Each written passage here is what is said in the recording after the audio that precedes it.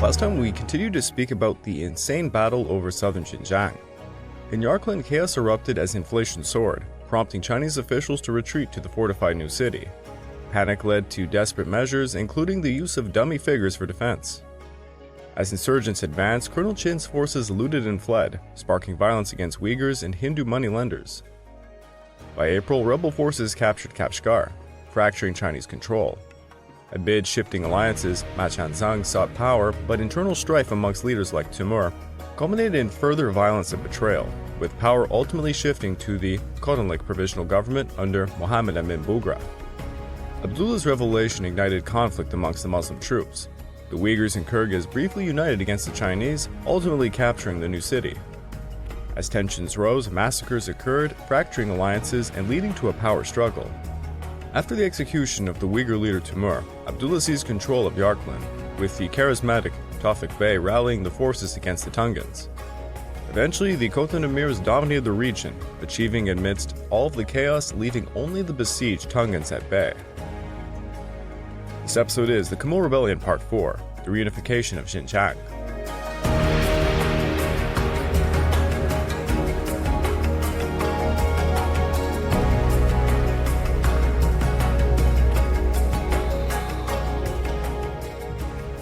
Welcome back to the Fall and Rise of China podcast. I'm your dutiful host, Craig Watson. But before we begin, I just want to remind you all that this podcast is only made possible through the efforts of Kings and Generals over at YouTube. Perhaps you want to learn a bit more about the history of Asia? Kings and Generals has an assortment of episodes on the history of Asia and so much more, so go give them a look over at YouTube. So please subscribe to Kings and Generals over at YouTube and continue to produce this content by checking out www.patreon.com/kingsandgenerals. And hey, don't forget about our sister podcast over at the Pacific War Week by Week podcast, written and narrated by me. And if after all that, if you're still hungry for some more history, why don't you check out my personal channel, the Pacific War channel found over at YouTube, and Echoes of War, my newly titled podcast on all major podcast platforms. Over on both of these channels, I'm finishing up my 10-part long series on the North Africa campaign of World War II. If you'd like to further support me, please check out my YouTube membership or my Patreon account at www.patreon.com/thepacificwarchannel. By joining either, you get access to the exclusive podcast, early access to all the content I make, and voting rights for the subjects I will tackle next. The most recent exclusive podcast looks into how corruption led to the defeat of the Beiyang fleet. Do you remember Ma Chong Ying, basically the guy that started most of this madness? Following him getting severely wounded at Laotun in autumn of 1932, he had withdrawn the majority of his forces to his old domain in northwestern Gansu. He had set up an HQ at Annecy, and through his subordinates began expanding territory and increasing recruitment via conscription. The British missionaries Mildred Cable and Francesca French were living in Tonghang at the time, and they wrote extensively about Ma Chong Ying's recruitment efforts. The town was robbed of everything in the nature of foods, goods, and money. Next to the food, the most coveted possessions of the oases were the young, vigorous, and hardy men. These were the men whom Ma Chong Ying wanted for gun fodder, and orders were issued to press gang and fetch them in from every farm and neighborhood to collect them in Tong City. Every day we saw them being rounded up.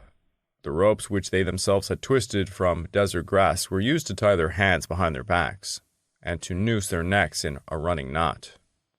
Roped together in droves of 20 to 30, according to the success of the raid, they were brought to a town by captors who rode the horses levied from these boys' own stables. Thrust behind the high palings of a temple courtyard, the imprisoned youths lined the barriers, looking out for some pass-byers who might belong to their own group of farmsteads and would take a report home that their son or husband had been captured. After initial training at Tanhang, the recruits were taken to Annecy for further training. Cable and French were ordered to Annecy to aid Ma Chong Ying with his wounds and take care of other Tongans who reportedly had been injured by fire arrows during the siege of Kumul Old City. They did a good job, and within a short amount of time, Ma Chong Ying was able to ride again.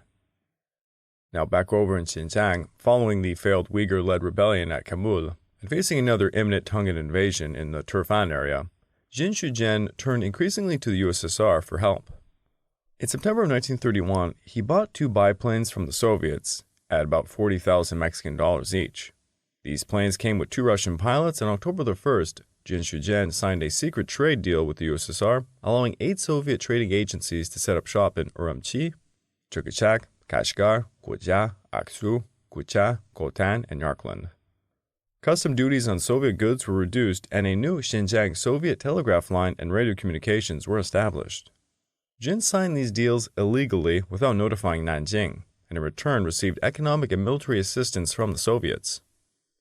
In July of 1932, he would receive another 8 aircraft. Yet despite the Soviet assistance, Jin's provincial troops, with the exception of Papangut's White Russian detachment, remained ill-trained and ill-officered. Following the relief of Kumul Old City and Ma Chong Ying's retreat back to Gansu, Chang Pei-yuan, the provincial commander-in-chief and military governor of Ili, went to Urumqi. It appears that Jin did not fully trust Chang Pei-yuan, possibly fearing that the victory at Kumul had stirred up dangerous ambitions in Chang.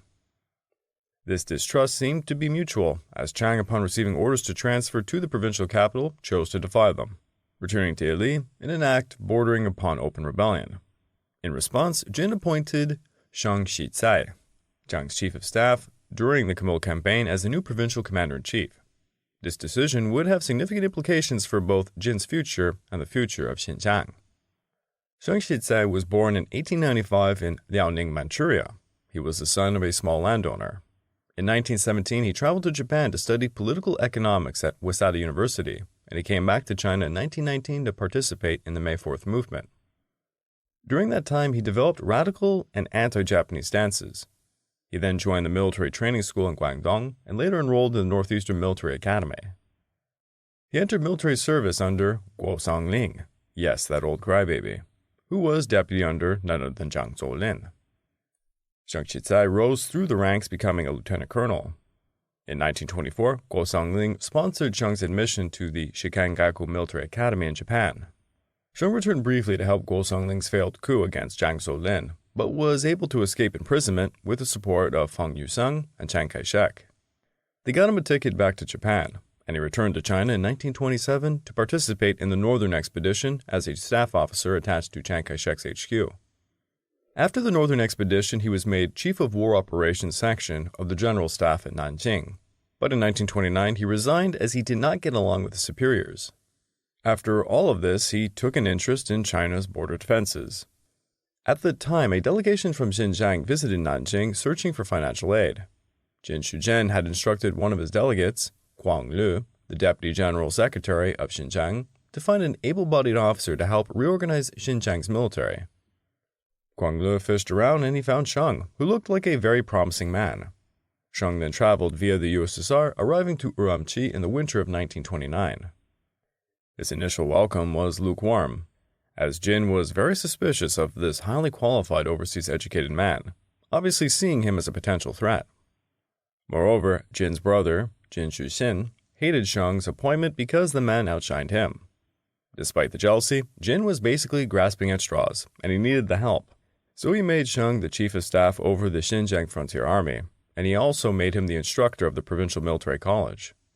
In the words of historian Chan Fuklam, Shang's appointment was like Jin bearing a time bomb under his bed. He had brought upon himself his own doom.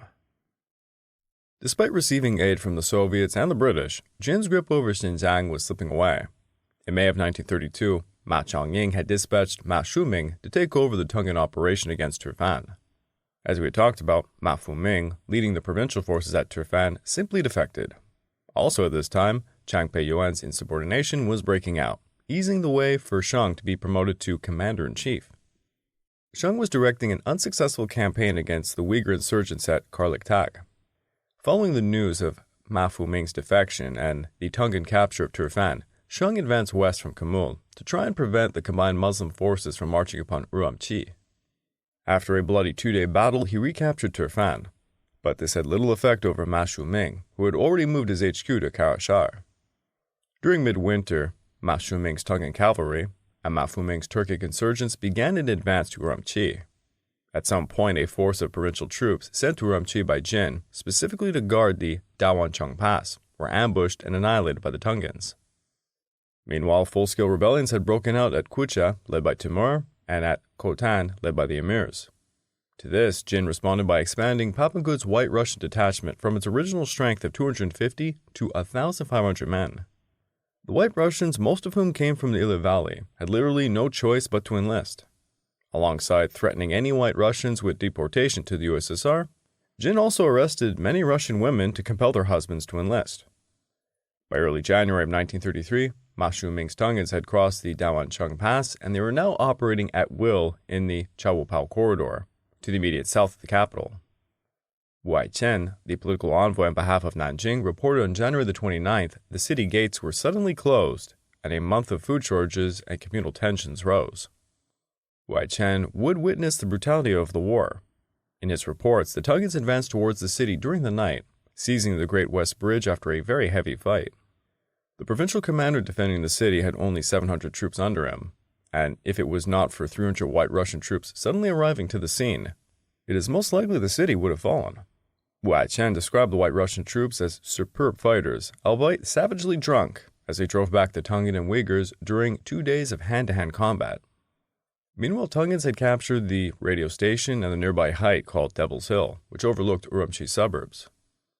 The Chinese officials feared letting in any more Muslim civilians to the old city, thus they kept the city gates closed, causing large numbers of refugees from the suburbs to gather outside the walls. This was particularly evident at the West Gate, which became the focal point of the fighting. Wu Aichen witnessed much of it, and he had this to say. In times of peace, this street was one of the most prosperous in the city, but now it was crowded with innocent fugitives, whose plight was terrible indeed. There was much worse to come. However, for now, the advancing rebels came to this quarter, and seizing the houses made loopholes in the walls. In the flat roofs, they set up machine gun posts, which could enfilade government positions on either side of them. I could see for myself that the situation was desperate, and that our troops would be pinned against the walls. General Bai, who was in command, did not hesitate. He gave the order that the street of the small religion should be set on fire. Then followed a scene so frightful that the reader's imagination must suffice. As the flames swept down the long lane of wooden structures, they became an inferno of horror, for the roar of the conflagration was added to the rattle of gunfire and the hideous shrieks of those who were trapped. The rebels sought safety in flight, and as they crossed the open, they were gunned down from the Red Mountain. But the fugitives had nowhere to fly to, and they perished to the last man, woman, and child. Nevertheless, the city was saved, and when the last of the flames died down and the approach to the West Bridge was strewn with the bodies of our assailants. On the evening of the second day, I had completed 10,000 words of copying. I asked how many were dead. I was told at least 2,000. Once again, I returned to my task, reflecting that a human life had been taken at every fifth word. Following the defeat, the Muslim forces had to pull back from the West Gate area. However, they still held control over the West Bridge, a mere half-mile northwest. This gave them a great launch pad for night raids, and many would be killed trying to scale the walls under the mouths of the guns. The White Russian troops emerged as the backbone of the defenses, holding the city walls and making occasional sorties. Urumqi would have fallen if it was not for Shang Xitsai, who had come to their aid with his troops from Turfan. Upon seeing his relief forces, the Muslim insurgents broke off their attack, and they withdrew into the surrounding countryside. With winter coming to an end, and with fear of a cholera outbreak looming, the Chinese went to work burying the dead. Wu Aichen was one of those who helped with the burials, and he wrote a horrifying description about the conditions of the city. Over 1,000 bodies were burned in a single mass grave within the suburbs, and the final death toll was estimated to exceed 6,000. Following the relief of Urumqi, the Muslim insurgents seized all that they could in the countryside, such as the Dawancheng, the districts of Fukang, and parts of the Santawapao, where an estimated 900 Chinese were all killed. The insurgents burned the stalks of rice that usually fed the capital, and on March the 1st, a detachment of 100 provincial troops were ambushed and annihilated at Chitawan. The situation throughout the province deteriorated. To the south, Mao Shawu had isolated Kashgar, and in the north, the Turkic Rebellion broke out in the Sahara-Sume region under Sarif Khan. The Kazakh uprising convinced the Soviets that Jin Jin was going to inevitably lose Xinjiang. They acted without any notice to Nanjing by dispatching forces to help hold up Urumqi. Fate would have it, 2,000 battle-hardened Chinese troops had recently been driven over the Heilongjiang border into Siberia by the Japanese during the invasion of Manchuria. I'm ironically writing the script about that exact event as we speak. Again, if you're impatient and you really want to hear about the Japanese invasion of Manchuria, I don't mean to boast, but I don't think anybody else on YouTube has actually covered the subject in depth. Usually everybody who covers it just does it in under 10 minutes. And even at that, it's only an explanation of the Mukden incident, and then the Japanese took all of Manchuria. They never talk about how it actually happened. If you go over to the Pacific War channel, I have an entire documentary series covering the Japanese invasion of Manchuria. And to be blunt, I worked very hard on the battle map and the animation for it, using a lot of combat footage. Quite proud of it. It's going to be followed up by a sister series covering the Japanese invasion of North China and Inner Mongolia. And for that, I finally secured an animator through my funds with Patreon and my YouTube membership. But I desist. So Joseph Stalin signed off on sending them over the Trans-Siberian and then the Turk-Sib railways to the Xinjiang frontier of Chugachuk. This force, designated the Northeast National Salvation Army, consisted of regular soldiers who were quite well trained and held good morale. They arrived to Urumqi on March 27th of 1933, substantially bolstering the provincial military, more particularly that of the new provincial commander-in-chief, Shang Xitsai, who had just so happened to be also Manchurian. Shang led the new forces to push back the invading Tongans of Ma Shuming, who were forced over the Dawangcheng back to his HQ at Karashar. The Uyghur insurgents were quite demoralized, and Kjan Haaji, who controlled a belt around the Xinjiang-Gansu frontier, began begging for assistance from Chong Ying. Meanwhile, Jin basically was being completely undermined by Shang, and he was seeing further unrest in Urumqi. The White Russians, who had bore the brunt of the fighting to defend Urumqi, were royally pissed off that they had not been paid, and they had been provided the very worst horses and ammunition of all defenders. Moreover, Jin's popularity with all of the nationalities, even Han Chinese, had fallen dramatically, because his brother, Jin Shushin, had reportedly extorted the granaries during the siege.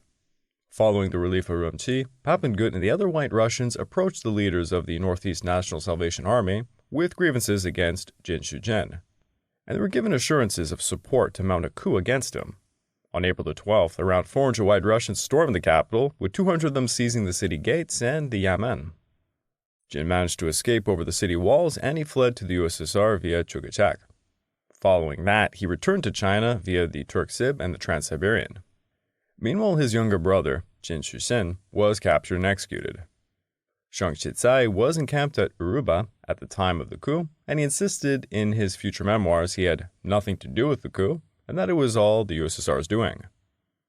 Regardless, after the coup, Shang was urged to go to Urumqi, where negotiations began with Liao Wenlong, who had been appointed the provincial chairman, while Shang was made the Tupan, or Border Defense Commissioner, i.e., Shang was made the de facto ruler of Xinjiang.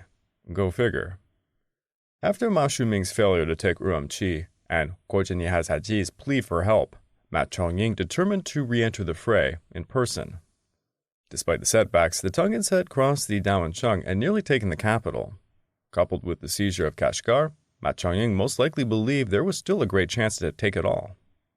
He had spent 18 months rebuilding his army, and better yet, because of the USSR's illegal move to save Urumqi, Nanjing officially recognized his Tongan forces as the 36th Division of the NRA. Chong Ying moved his HQ from Annecy to Suzhou, and he really improved his military. A German engineer named Vassel, working with him, described him as a man who admired Napoleon, Bismarck, and Hindenburg, and who, quote, was frequently to be seen running at the head of his troops during training, even in sub-zero temperature. Military training was pursued with a Spartan vigor, pushed to the verge of utter ruthlessness. Desertion was punishable by death, and on one occasion I saw Chong Ying personally behead 5 such offenders. In one of these sudden fits of exuberance that were typical of him, snatching up casually some hand grenades which he had made himself, and hurling them, one by one, against the lofty clay-colored walls of the city. And then he laughed heartily when he saw his men fling themselves flat on the ground as splinters of steel hurtled in all directions. He scorned to seek safety by throwing himself on the ground, and he was quite delighted when he saw that I too did not seek cover. During the spring of 1933, Chong Ying prepared to reinvade Xinjiang. A Swedish man named Bexil was working along the Gansu-Qinghai border, and he noted Chong Ying heavily taxed his territory in northwestern Gansu to the very limits of the peasants' endurance. He apparently even sent troops into Qinghai to illegally tax them. By May of 1933, his army departed Suzhou for Yumen, and Wesel gives his description as this. A dark mass of human beings, camels and oxen, were pouring out of the city gate towards the west amidst clouds of dust. There were hundreds of heavily laden camels, the bells on their necks clanging monotonously, their drivers easily discernible by their gaudy headgear. In the rear followed high-wheeled ox carts, flanked on either side by infantry. Behind them again one company of cavalry, which presently galloped past the lumbering camels and oxen along the track through the desert. And now I had an opportunity of seeing at close range General Ma's famous cavalry riding past me and keeping its post at the head of the marching columns. This was the famous White Cavalry Regiment of which General Ma was especially proud. The broad iron swords of the dragoons clanked as they rode along their magnificent white horses, while on their shoulders they carried carbines of the most varied and antiquated patterns. Next came the Brown Regiment, while in the rear followed the Black Regiment, comprising some 2,000 horsemen. A short distance behind the cavalry came the infantry, regiment after regiment, headed by the Chinese Kuomintang standard. On they swept, platoon after platoon, followed by their officers, with their Mausers at the ready. The columns strode along, keeping perfect time with their shrill, high-pitched, mournful Asiatic marching songs. Sandwiched between some of these trained and trustworthy soldiers, I saw large drafts of recruits who had been compelled to join General Ma's forces. These raw levies were constantly kept under very close observation. On top of Mao Chong-ying's new Tongan army, young Uyghurs were also conscripted into his ranks. 2,500 Tongans under the command of his younger brother, Mao Chong-ji, captured Kumul in May with very little opposition. This was because the area was dominated by Mao Chong-ying's ally, Kjan Haaji. Afterwards, Mao Chong-ji issued bilingual proclamations to the people of Kumul, stating that they were free of Jin Jin's tyranny, who at this time was in the USSR. Meanwhile, Shang hurriedly prepared a force of 5,000 men to meet the invaders near Urumqi. Mao Chong-ying advanced upon Qiqiaoqing unopposed, getting even further west than his first invasion of 1931. Instead of taking the main road to Turgan, the Tongans crossed the narrow defile between Berkultag and Bogdula to hit the garrison town of Kita. The first major battle broke out near Mulai, due east of Kita on May the 15th. 2 days later, a mixed force of 4,000 Tongans and Turkic Muslims attacked Kita, led by Mao Chong-ji. On May the 26th, Shang Xitsai from Urumqi at the head of 5,000 men, 1,000 of whom were White Russians. Shang planned to hold Santai, the halfway point between Urumqi and Kitai. Shang's men attacked the invaders around Kitai, but they lost the battle for the city, though Mao Chong-ji was killed in battle. Shang then returned back to Urumqi by June the 1st. Things looked quite dire for Shang. He was unsure how Nanjing would react to a coup against Jin Jin.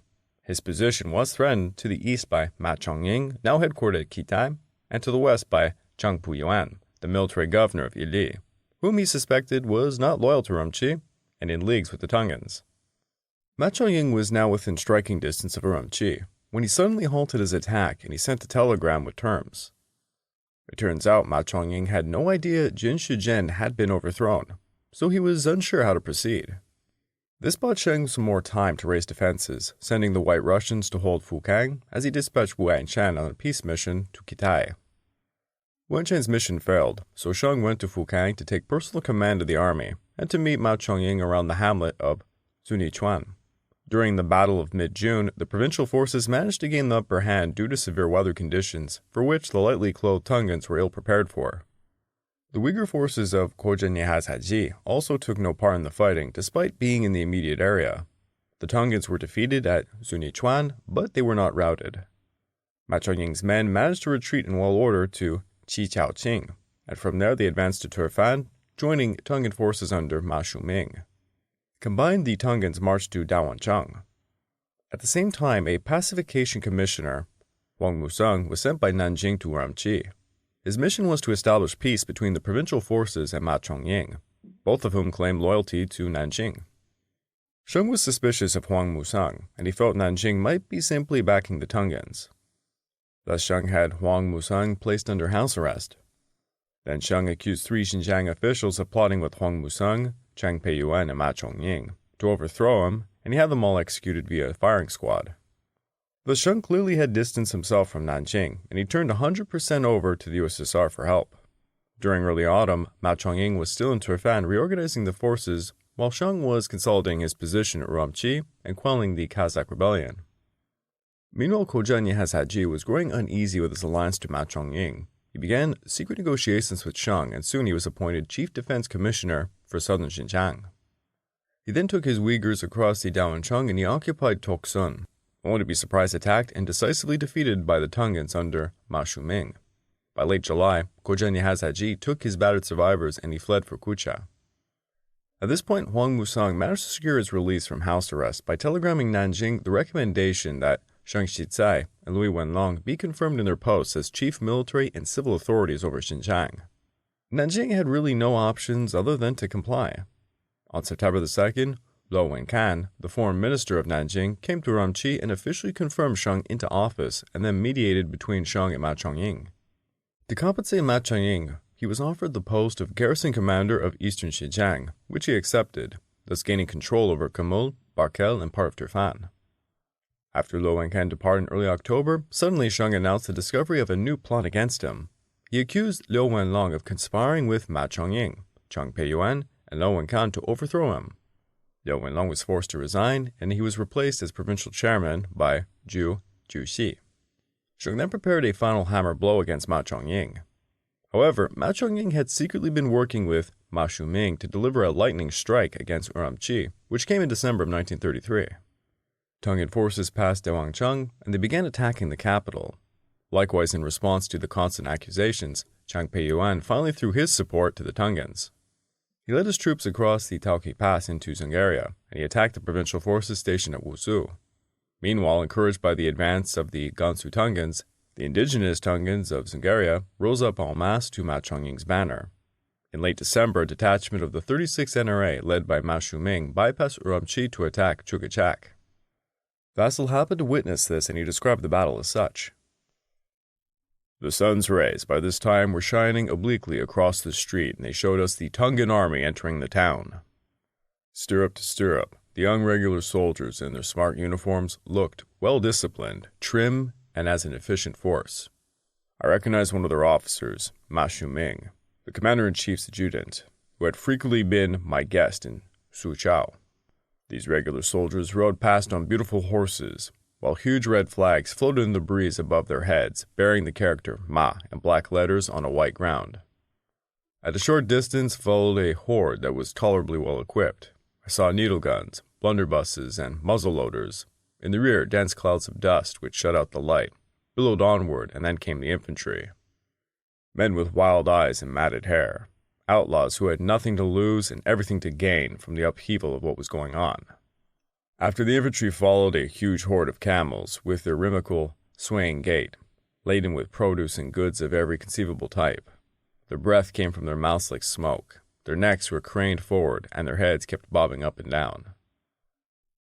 With the Tongans taking Zungaria, the Conan Emirs running amok in the south, and Chang Peiyuan joining the fray, Shang's position at Urumqi was quite hopeless. While Chong Ying and Shang Shidai continued their struggle in the north, in the south, Muhammad Amin Bugra wooed Kjan Haaji to become president of the new secessionist Islamic State. Thus was born the Turkic Islamic Republic of Eastern Turkestan, i.e. Turet. While Kjan Haaji was quote-unquote the president, this was simply symbolic. The real leadership remained with the emirs. Amir Abdullah retained control over Yarkland, Amir Nur Ahmad Jan over Yanji-Hisar and Kashgar, and Bugra had his control over Khotan. Sharia law was implemented, a national flag with a white star and a crescent over blue ground was made, and a new state sought aid and recognition from Britain. But the Turet would never receive said recognition or aid, for Britain respected the Nanjing government as the sole authority over Xinjiang. Turet then turned to Turkey, but found no real help. Then they turned to Afghanistan, who likewise could really not help them. Turet was doomed from the very beginning. Meanwhile, the battles raged on between Shang and Chong Ying. Shang knew Nanjing would not assist him, so he turned to the USSR. Shang dispatched diplomats Chen Teri and Yao Shang to Moscow pleading for assistance.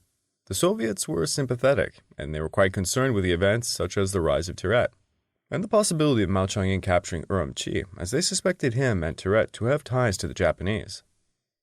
Weary of Germany and Japan, the USSR took up a policy of curbing any influence from either, especially in her Central Asian frontiers. The Soviets sent this warning to Nanjing. "We do not mind if you Chinese develop Eastern Turkestan, but if you permit Eastern Turkestan to become a second Manchuria, we must act to protect ourselves." Thus, in late 1933, following pleas for help from Shang Xitsai, the Soviets came to intervene on behalf of Shang, whom was known to be a loose cannon and quite unreliable, but at least he was anti-Japanese. The USSR appointed Abrasov as a new consul general at Urumqi, and upon his arrival, Shang conducted a purge. Officers from the Northeast National Salvation Army and the White Russian Volunteers were arrested and shot, including Papangud. Man, that really sucks for Papangud.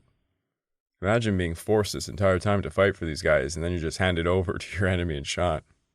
The surviving White Russian soldiers were recognized under the command of a new Soviet officer.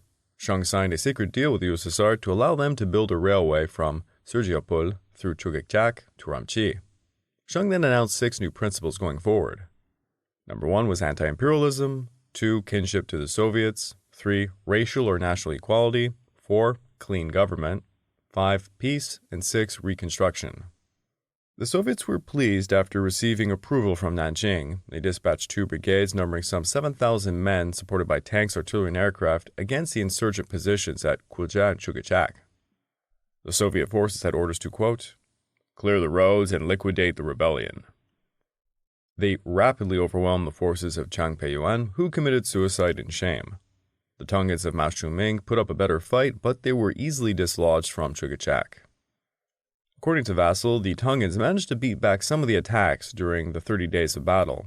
In one instance, the Tongans foiled a Soviet pincer attack by, quote, "crawling through the snow, camouflaged by reverse sheepskins, and storming from a very short distance. Soviet machine gun posts while wielding the characteristic curved sword of Islam." The main battle broke out on the frost-bound banks of the Tutun River, 30 miles northwest of Urumqi. According to the Times correspondent Peter Fleming, "The Battle of the Tutun River raged for several days, but the Tongans' unskilled ferocity was no match for the mechanized foe, and the troops were badly demoralized by gas bombs dropped by the Soviet airmen. Both the Soviets and Tongans took heavy casualties, but ultimately the Soviets won, forcing Chong Ying to retreat from Urumqi to the Dawanchang, pursued by a mixed force of Soviets, White Russians, and Chinese. The Tongans attempted to make a stand at Dawanchang, but, according to Vassal, a detachment of Soviet troops supported by armored cars was attacked by a force of some 500 Tongans. After savage hand-to-hand fighting, the Soviet forces were driven back, and their armored cars were rolled off the mountainside by the victorious Tongans.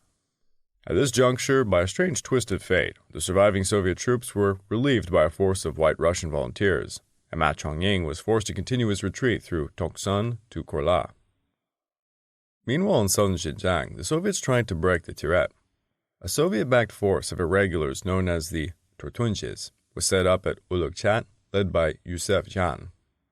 The Soviets also negotiated secretly with Kjan Haaji, who, despite being the president of Tiret, had taken all of his forces to Aksu.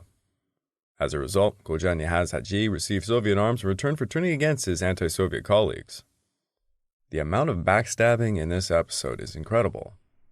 Yet despite Soviet support, Kjan Haaji's Uyghur forces were decisively defeated by 800 Tongans under Chong Ying. Kjan Haaji had to abandon his HQ at Aksu, fleeing for Kashgar with 1,500 men on January the 13th of 1934. The Tongans soon besieged Kashgar New City, forcing Kjan Haaji and local forces under Sebit Dumala to withdraw towards Yangi-Isar, which was held by Nur Ahmad Jan. Within 24 hours, the Tongan advance guard led by Ma Fuyuan entered Kashgar, meeting very little resistance. According to the British Consulate General, Thompson Glover, some 800 Tongans and 1,200 conscripts caused nearly 10,000 rebel troops to flee from Kashgar. To make things more complicated, at this time, Ma Xiaowu assumed senior military and civil control on behalf of Nanjing, and at the request of Ma Chanzang and Ma Fuyuan. Thus, the capital of Tiret was recaptured for Nanjing, but not by their approved forces under Shang, but by those under Chong Ying. Following the fall of Kashgar, Tiret moved its administration to Yangi-Isar. Meanwhile, Kjan Haaji fled to Urkestam on the Soviet border, and there he signed a treaty with the USSR to dissolve the Tiret, and he relinquished his forces to be used by the Xinjiang provincial authorities against the Tongans and the Khotan emirs. For this, he was rewarded civil governor for life over Xinjiang, with Shang Xitsai retaining military governorship. On February the 14th, the Khotan-led forces tried but failed to recapture Kashgar. In response, for 2 days, the Tongans systematically looted Kashgar Old City, while they massacred nearly 2,000 of its citizens.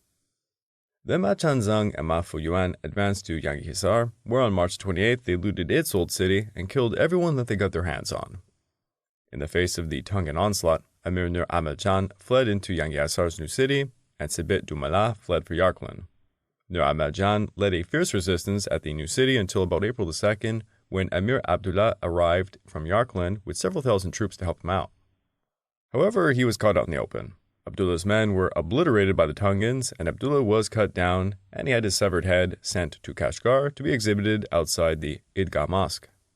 Yangi-Hisar New City continued to resist and, quote, wielding only rifles and conserving their scanty ammunition, and rolling back the attackers, scaling the walls by means of large stones and tree trunks.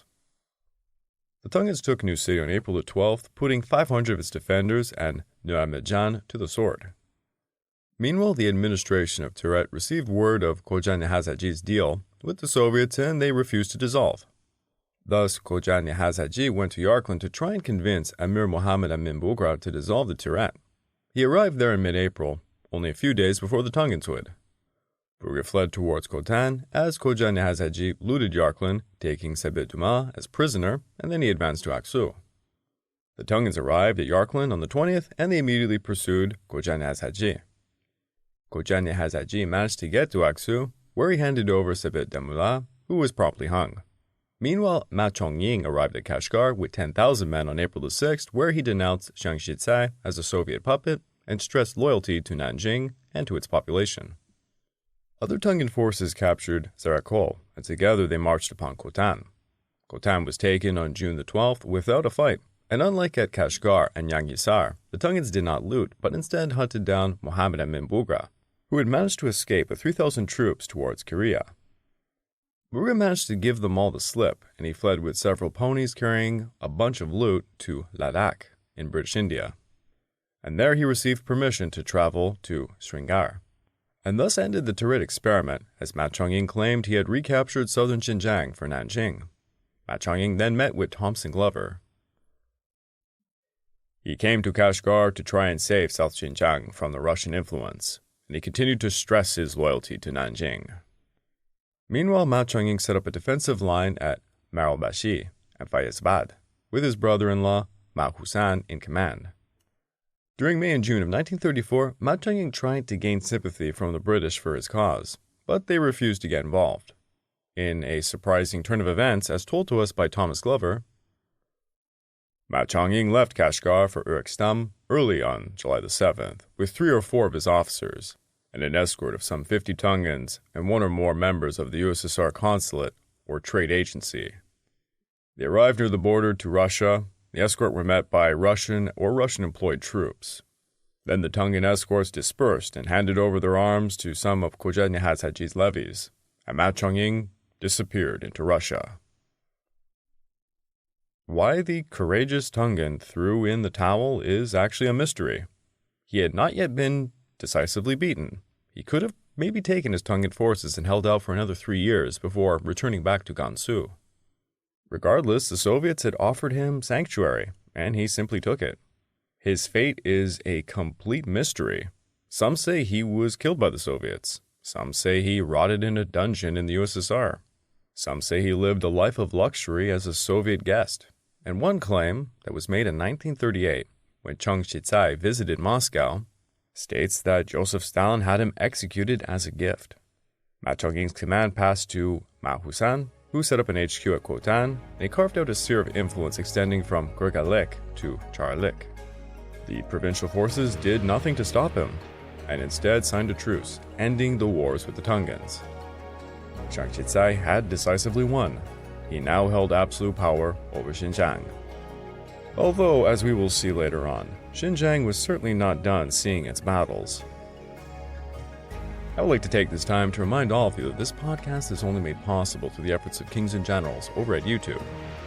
Please go subscribe to Kings and Generals over at YouTube and continue to help produce this content by checking out www.patreon.com/kingsandgenerals. And hey, don't forget about our sister podcast over at the Pacific War Week by Week podcast. And after all that, if you're still hungry for some more history, why don't you check out my personal channel, the Pacific War channel found over at YouTube, or Echoes of War, my newly titled podcast found on major podcast platforms. Over on both of these channels, I just finished up my multi-part series covering the North Africa campaign of World War II. It's 10 plus episodes. If you'd like to further support me, please check out my YouTube membership or my Patreon account at www.patreon.com/thepacificwarchannel. Joining either gets you access to the exclusive podcast, early access to all the content I make, and voting rights for the subjects I will tackle next. The latest exclusive podcast is me trying to explain how corruption led to the defeat of the Beiyang fleet. Something that might be up your alley. Thus, in the end, after all of these different groups of people formed uprisings, betrayed one another, and fought this large Game of Thrones over Xinjiang, it was Shang Xitsai who prevailed above all. Xinjiang was by no means stable and would continue to see chaos well into World War II.